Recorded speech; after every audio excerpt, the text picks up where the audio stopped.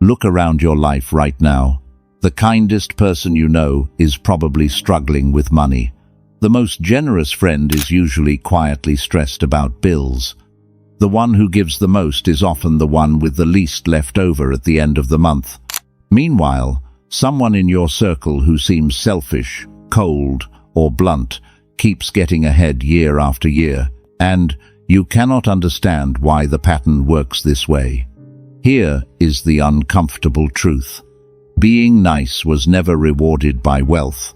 It was rewarded by approval. And approval does not deposit money into your bank account.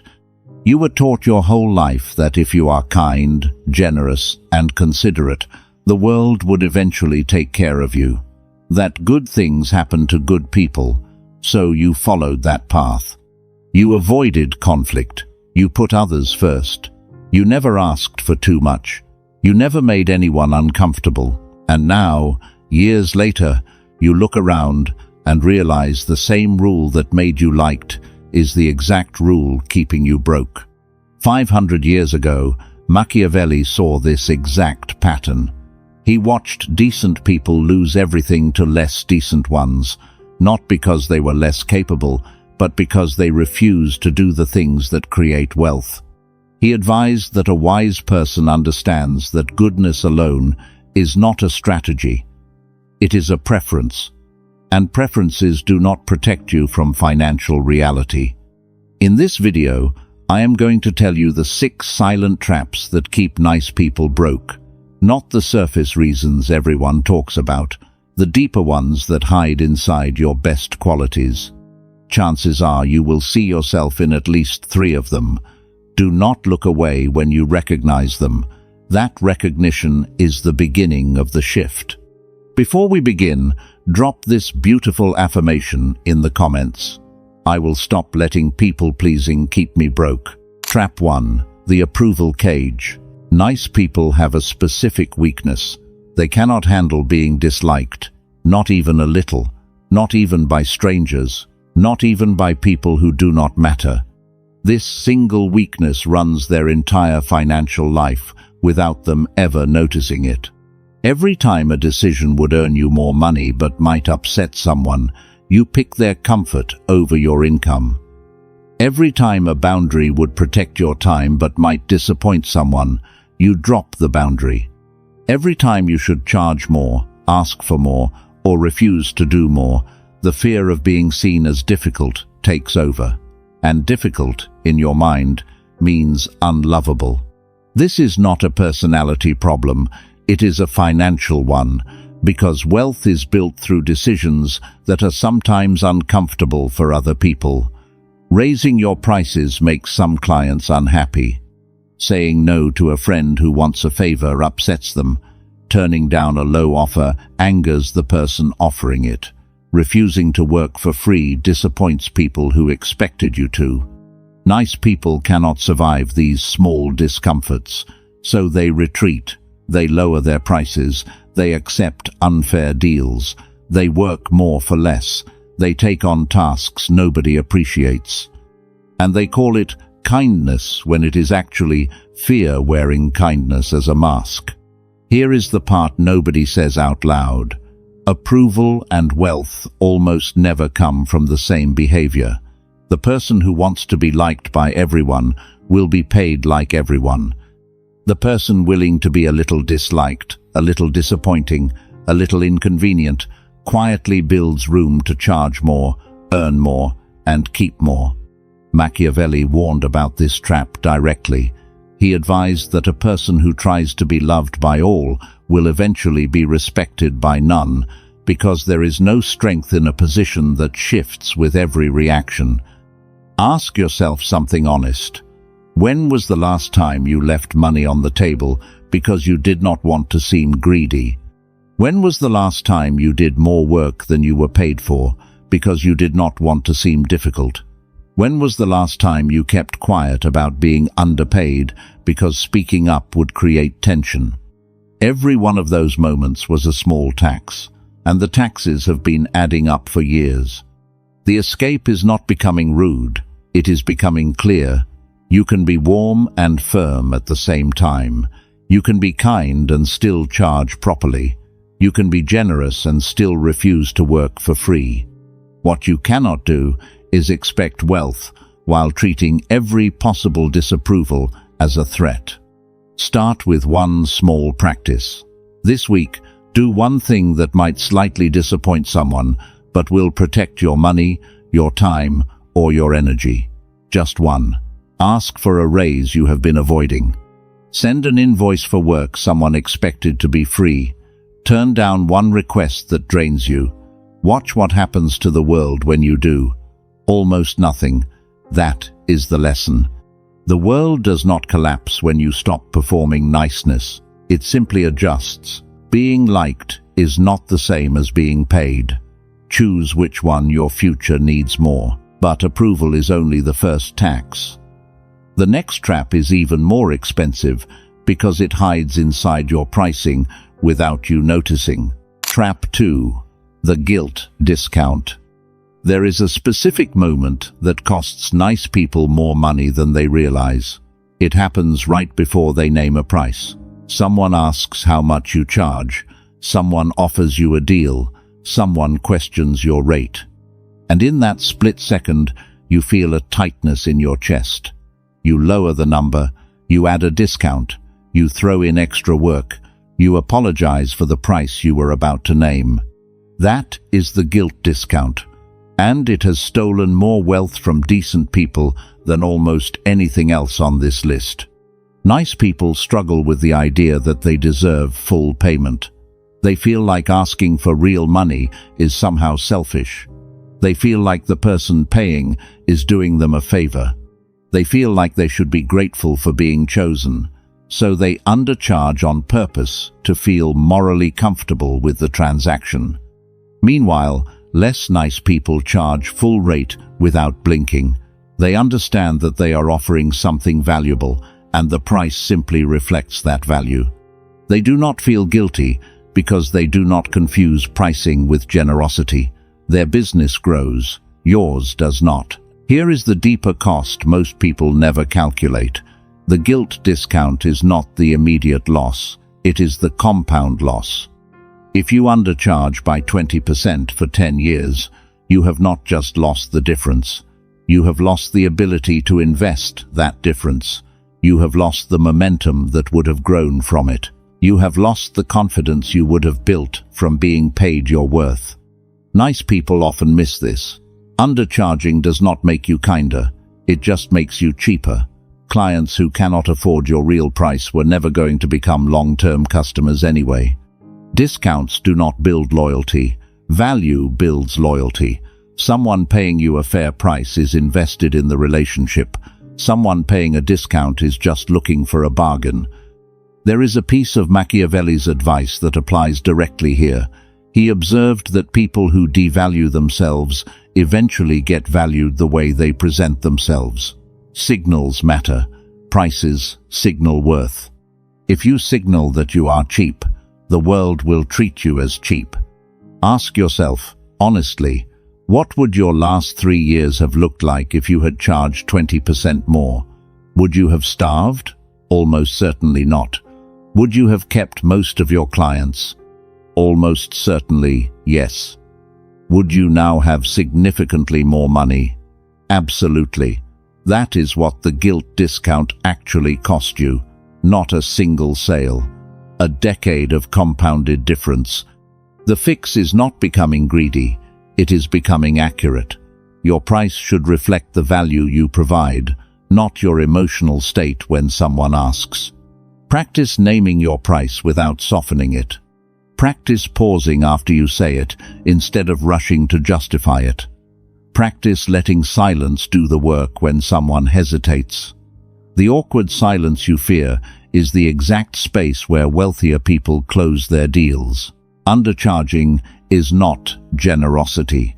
It is fear paying interest to your own future poverty. But even if you fix your pricing, there is another trap that binds you to situations that will never pay what you deserve.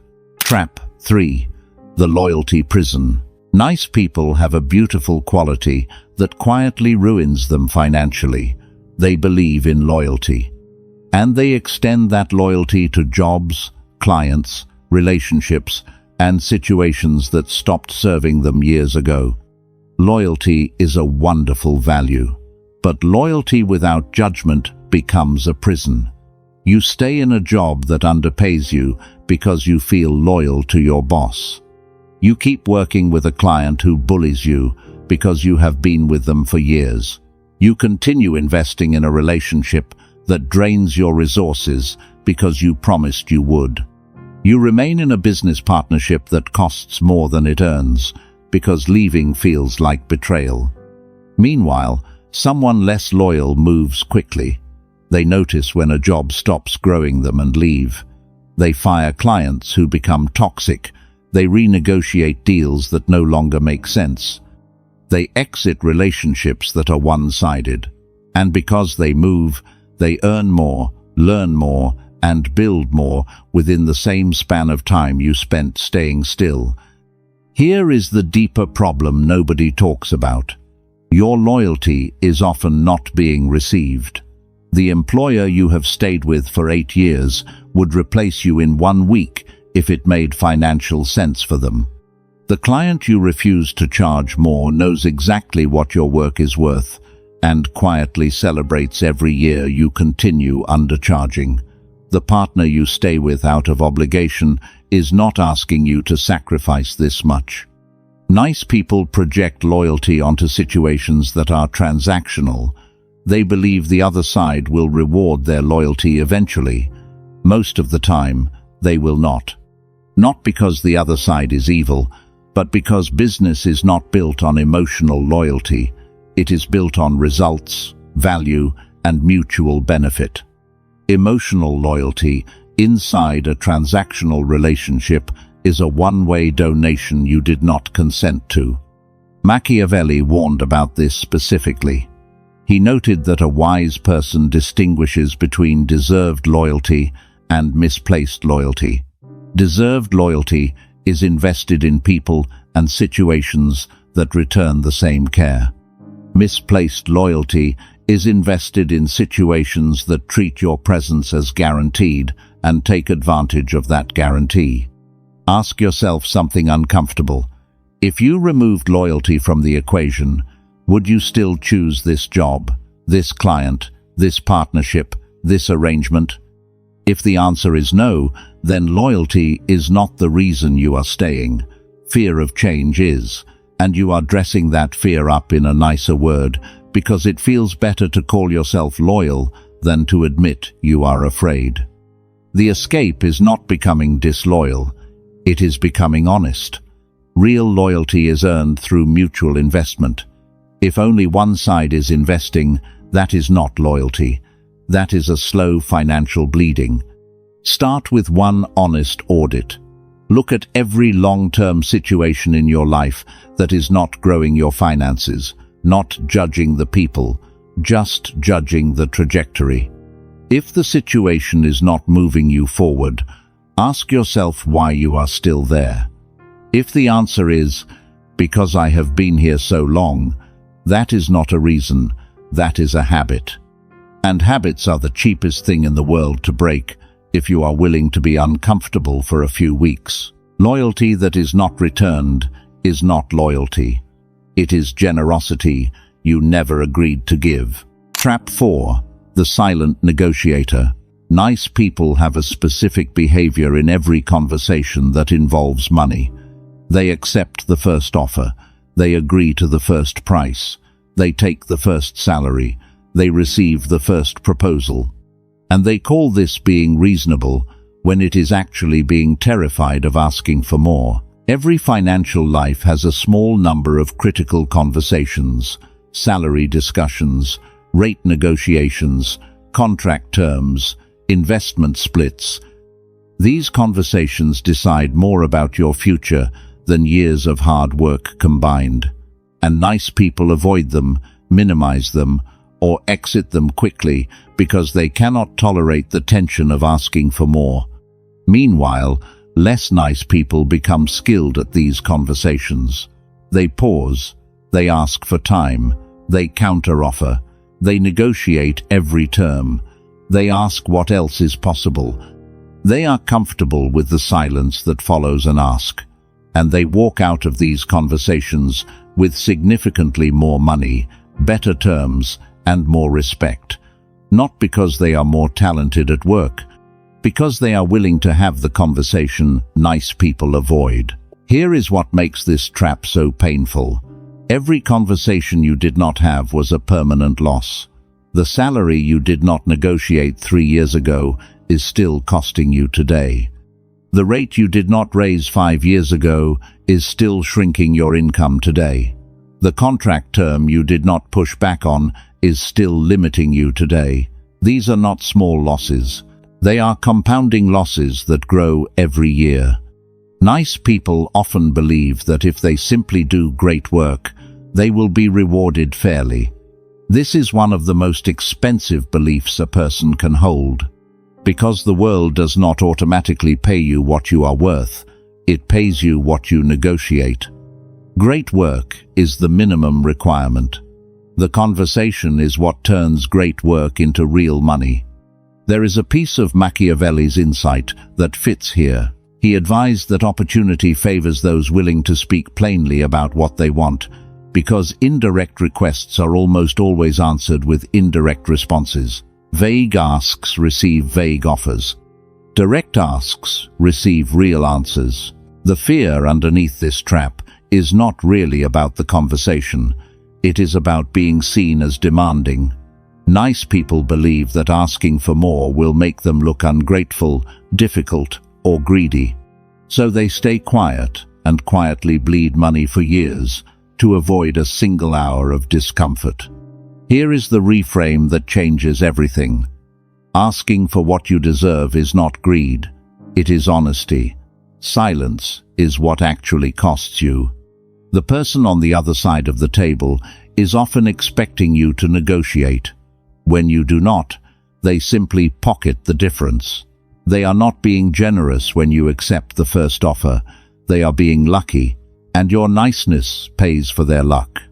Practice one conversation this month. Just one. Ask for a raise. Send a proposal at a higher rate. Push back on a contract term. Notice what happens. Almost every time, the answer is more favorable than you feared. And even if it is not, you have discovered something valuable. The conversation itself did not destroy anything. Only your imagination made it feel dangerous. Every conversation you avoided is a paycheck you gave away. Trap 5. The Rescue Reflex. Nice people have a strong instinct that quietly bankrupts them. Whenever someone in their life has a problem, they feel personally responsible for fixing it, not just with time, with money, with resources, with effort, and often at the direct cost of their own financial future. A family member has a crisis. You send money. A friend loses their job. You cover their rent. Someone you know has an emergency. You drain your savings to help. Someone in your life is struggling. You give them what you were saving for your own goals. Each individual moment feels like the right thing to do, and often it is. But when it becomes a pattern, it becomes a leak that never stops.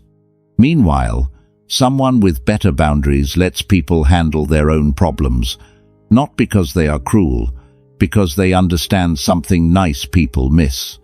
Rescuing people constantly does not usually help them. It teaches them to depend on you. It removes the pressure that would have forced them to solve their own situation. It creates a relationship where you are the fixer and they are the perpetual patient. The financial cost of the rescue reflex is enormous, but the deeper cost is what it does to your goals. Every dollar that leaves your account to rescue someone else is a dollar that is not compounding for your future.